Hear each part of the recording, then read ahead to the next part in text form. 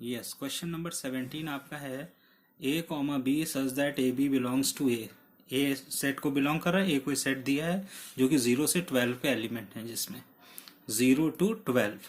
Find the set of elements related to 1। यहाँ नया part आपका आ गया, 1 से रिलेटेड पार्ट बताइए। पीछे क्वेश्चन था 6 से रिलेटेड पार्ट बताइए, यहाँ 1 से रिलेटेड पार्ट बताने। तो सबसे पहले आप ये रिलेशन है आपका a minus B is divisible by 4। तो सिंपल आप ए रख दीजिए, a minus A 0 which is divisible by 4, it is reflexive. बस इतना ही स्टेटमेंट आपको लिखना है, बहुत ज्यादा डिस्क्रिप्टिव नहीं जाना है। फिर A B therefore B R A, तो a माइनस बी 4k है तो b माइनस है, बिकॉज यहाँ पे मॉड लगा हुआ है तो हम प्लस माइनस 4k लिख सकते हैं, कोई प्रॉब्लम नहीं है। सिमेट्रिक भी हो रहा है ये रिलेशन हमारा।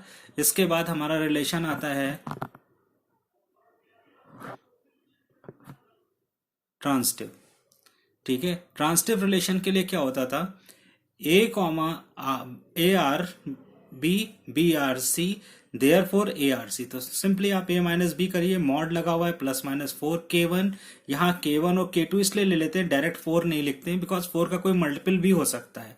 तो आपका 4k2 आप दोनों को ऐड कर दीजिए। ये एक्सरसाइज ऐड करने वाला आपको ध्यान रख के करना है, सिंप्लीफाई आपको होता जाएगा। फिर आपसे कहा गया है A B as a question लिख लीजिए, यानी यही चीज लिख लीजिए, divisible by 4 there four 4k। और आपको बहुत इंपॉर्टेंट चीज नोटिस करिए, यहाँ पे रिलेशन आपका है R A B such that A mod A minus B is divisible by 4। Question में लिखा हुआ है mod A minus B is divisible by 4। तो आपने क्या लिखा, a minus B is equal to 4k। अब ये मॉड हटा दीजिए, a minus B is equal to plus minus 4k होना चाहिए, लेकिन आप सिर्फ 4k लिखेंगे तो आपको मिल जाएगा a minus B is equal to 4k, b is equal to a plus 4k। अब यहाँ पर a की वैल्यू आप रख सकते हैं, यहाँ पर b is equal to a plus 4k, जहां पे k की वैल्यू 0 1 2 3 होगी और a की वैल्यू जो क्वेश्चन में आपको गिवन है वो होगी। क्वेश्चन में आपको कौन सी वैल्यू गिवन है, a की 0 1 2 3 ये सब गिवन है ना। देखिए यहाँ पे a 0 से 12 तक था आपका, इसलिए ये सारी वैल्यूज आपको गिवन होंगी। तो आप a को 0 रखेंगे तो यहाँ पर b पे हमें आंसर चाहिए। अगर मैं a को 0 रख दूंगा, k को 0 रख दूंगा तो b 0 मिल जाएगा।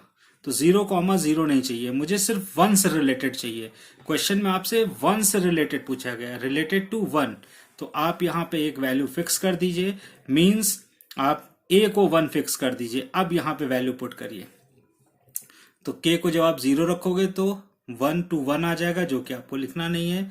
आप यहाँ पे k को 1 लिखेंगे तो 5, 2 लिखेंगे तो 9, फिर 2,6, फिर 2,10, आप 2 रखिए, यहाँ पे 3 रखिए, सारे सेट आपको मिलते चले जाएंगे। Find the set of element related to, आपको ये रिलेशंस मिल जाएगा। फिर आपको रिलेटेड टू 1 में जो मिलना है वो है 1,5 और 1,9। ये पार्ट जो मैंने किया है ये कोई जरूरी नहीं कि आप करिए, आप ओरल भी कर सकते हैं। जैसे मैंने आपसे कहा था ना, यहाँ केवल 1 फिक्स कर दीजिए। तो जब 1 फिक्स करेंगे तो k की वैल्यू k की वैल्यू आप 1 रख दीजिए और 2 रख दीजिए। 1 रखेंगे तो 5 मिलेगा, 2 रखेंगे तो 9 मिलेगा। इसके ऊपर आप 3 रखेंगे तो 12 प्लस 1 13, जो कि 13 है नहीं, इसका पार्ट ही नहीं है, 13 इसका पार्ट नहीं है। तो आपने क्या किया, a की वैल्यू को 1 फिक्स किया, b की वैल्यू यहाँ पे k की वैल्यू 1 रखेंगे और 2 पुट करेंगे, तो 1 और 5 और 1 और 9। ये पार्ट आप ओरल भी निकाल सकते हैं। ओरल कैसे निकाल सकते हैं, आपको मालूम है कि आपके ऑर्डर पेयर क्या बनेंगे, 1 5, जिनका डिफरेंस 4 आ रहा होगा वही तो बनेंगे 4 से डिविजिबल। तो 5 माइनस 1 4, 9 माइनस 1 8, 6 माइनस 2 4, 10 माइनस 2 8। तो इस तरह आपने सारे ऑर्डर पेयर अपने मन से बना लिए बिना किसी फॉर्मूले के। उसके बाद अपना वैल्यू चेक कर लिए, जिसमें 1 आपसे रिलेट कर रहा है वही आपका आंसर है।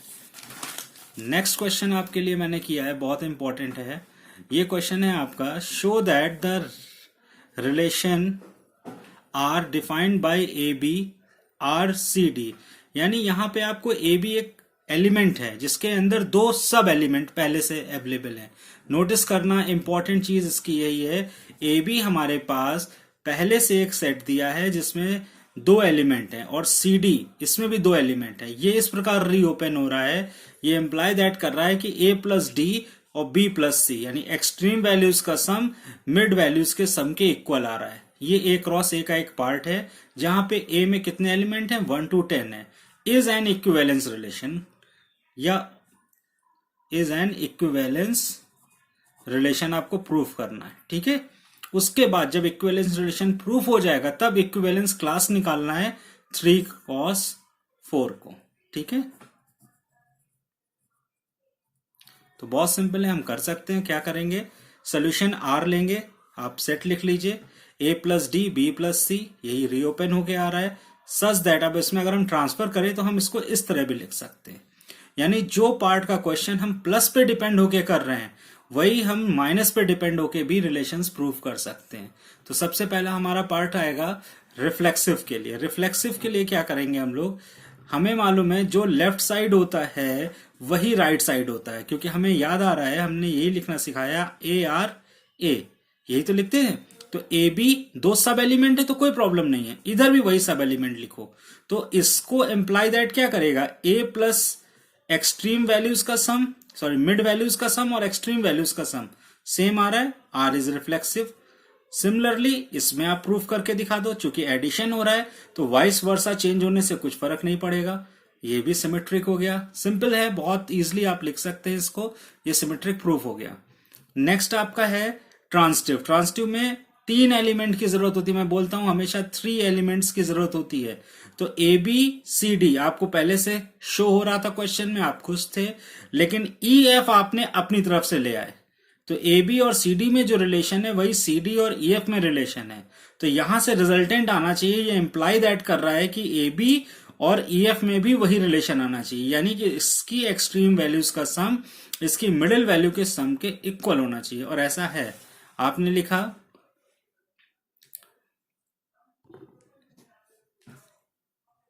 ए plus D C plus B, आप अपने आप लिख सकते हैं C plus F D plus E. अब आप दोनों का लेफ्ट साइड ऐड कर दीजिए, राइट साइड ऐड करिए, सी और डी कैंसिल आउट हो जाएगा, आपका आंसर क्लियर हो गया कि हाँ ये चीज आ रहा है और ये सब ए क्रॉस ए को बिलोंग कर रहा है। सो आर इज ट्रांसटिव। अब इंपॉर्टेंट चीज आती है इक्विवेलेंस क्लास ऑफ 3 4।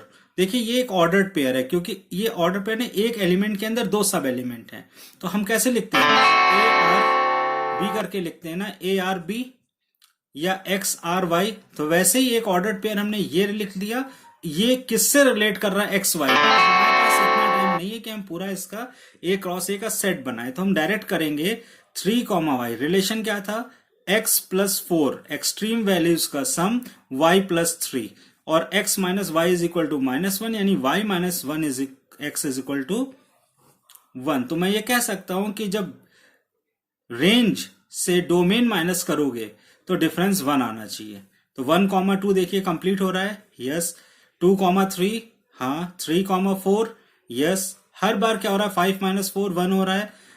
रेंज से डोमेन को माइनस कर रहे हैं, 6, 5, 2, 1, 3, 2, 4, 3, आपको 1 मिल रहा है।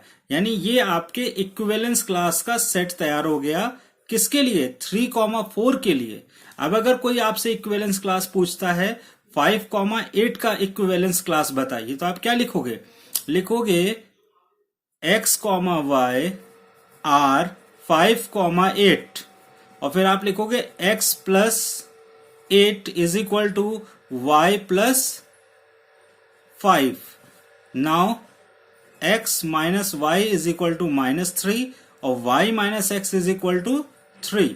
तो ऐसे कौन से टर्म्स हैं जिनका डिफरेंस 3 आता है, तो आप बहुत सिंपली लिख सकते हो, सर देखिए 6 और 9, 1 and 4, 2 and 5, 3 and 6, 7 and 10, 5 and 8, 6 and 9 लिख चुका हूं, 7 भी लिख चुका हूं, 8 भी हो गया, यानी कि यही आपका टर्म आ रहा है। और कोई ऐसा टर्म नहीं जिसका डिफरेंस 7 आता हो। तो मैंने पहले लिखा 1, 4, फिर 2, 5, 3, 6 और 4, 7 और 5, 8, 6, 9 और 7, 10। ये हो गया इक्विवेलेंस क्लास ऑफ 5, 8 का। तो कभी भी इक्विवेलेंस क्लास आएगा तो आप ऐसे इजीली कर सकते हैं। तो ये क्वेश्चन नंबर 19 तक मैंने एक्सप्लेन करने की कोशिश की है, आप लोग इसको कर लीजिए, और नेक्स्ट जो 1-2 एग्जांपल्स हैं वो अच्छे से पढ़ के उनको रिपीट करिए। क्लियर है? गुड।